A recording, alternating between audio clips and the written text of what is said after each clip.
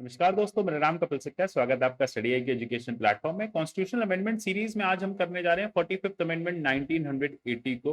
अभी तक हम 44 अमेंडमेंट्स कर चुके हैं। 44 अमेंडमेंट 1978 में लाया गया था, वो काफी इंपॉर्टेंट अमेंडमेंट था।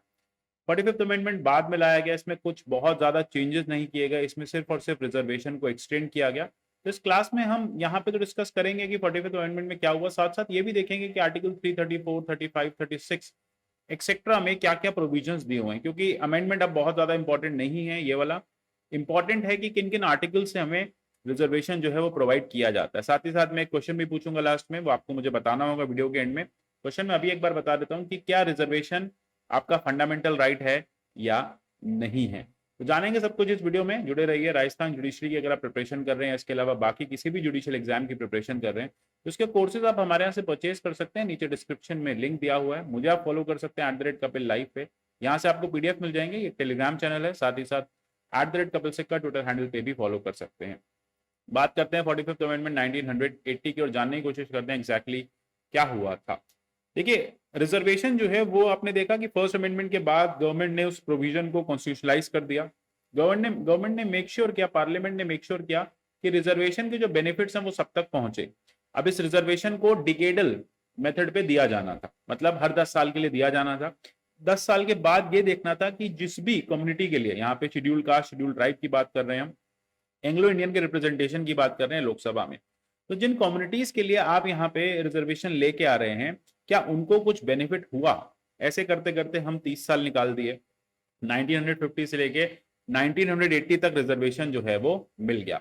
अब बात आती है 1980 में। अब सबसे बड़ा मुद्दा ये उठता है कि क्या रिजर्वेशन को हटा दें, रिजर्वेशन को कंटिन्यू करें।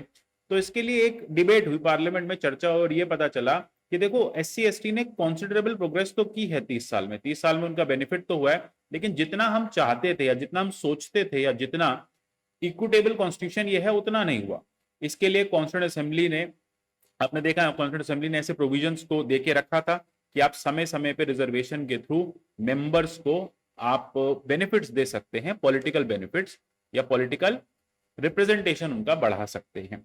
अब जैसा मैंने आपको बताया कि प्रीवियस अमेंडमेंट से 1980 में ये रिजर्वेशन के बेनिफिट्स खत्म हो रहे थे, इसलिए पार्लियामेंट ने एक अमेंडमेंट पास किया जिसे हम कहते हैं 45th अमेंडमेंट, और ये कहा कि ये जो रिजर्वेशन है फर्दर 10 साल तक यानी 1990 तक वैलिड रहेगा। साथ ही साथ एंग्लो इंडियन नॉमिनेशन को भी 1990 तक वैलिड रखा गया। आपको पता होगा 2019 में इस 102nd अमेंडमेंट के बाद आपका जो एंग्लो इंडियन का नॉमिनेशन का जो प्रोसीजर है, उनके लिए जो रिजर्व सीट्स हैं लोकसभा में और स्टेट असेंबलीज में, वो अब हटा दी गई हैं।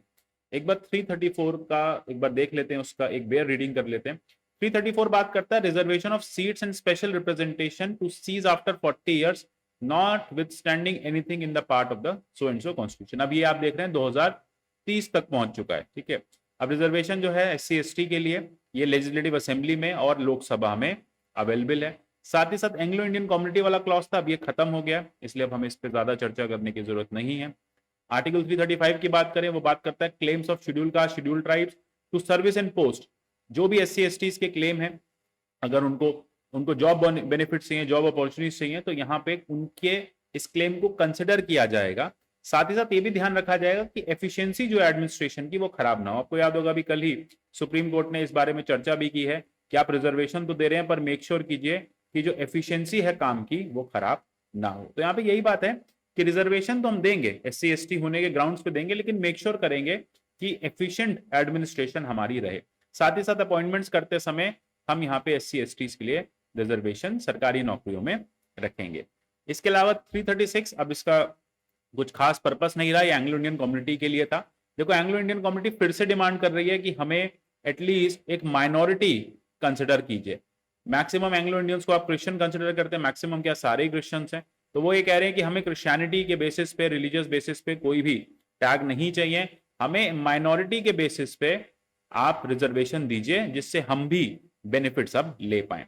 साथ ही साथ उन्होंने ये भी कहा है कि हमारा जो अपने पॉलिटिकल रिप्रेजेंटेशन पार्लियामेंट में रिजर्वेशन वाला जो ले लिया है, प्लीज उसको हमको वापस कर दीजिए। तो आपको पता ही होगा कि पार्लियामेंट में या लोकसभा में 2 सीट्स जो होती थी वो एंग्लो इंडियन कम्युनिटी के लिए होती थी, उनको नॉमिनेट किया जाता था। साथ ही साथ ऐसे स्टेट्स, जैसे मैं कर्नाटका की बात करूं, जैसे मैं महाराष्ट्र की बात करूं, ऐसे स्टेट्स जहां पे एंग्लो इंडियन कम्युनिटी मिलती है, मतलब जहां हुआ करती थी, वहां पे एक सीट जो है वो भी एंग्लो इंडियन कम्युनिटी के लिए रिजर्व थी। अब ये प्रोविजंस खत्म हो गए हैं, इसको वापस लाने की डिमांड की जा रही है।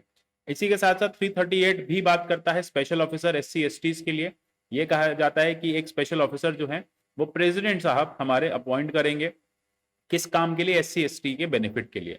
वो क्या करेंगे? वो इन्वेस्टिगेट करेंगे जितने भी मैटर्स हैं SC ST से रिलेटेड, कॉन्स्टिट्यूशन ये जो भी उनको ड्यूटीज दी हुई हैं, और प्रेसिडेंट को रिपोर्ट करेंगे कि ये मैटर में क्या क्या एक्शंस लेने चाहिए। प्रेसिडेंट उसके अकॉर्डिंग जो है डिसीजंस लेंगे। ठीक है, तो ये यहाँ पे सारी बात है। प्रेसिडेंट वो डिसीजन कैसे लेंगे?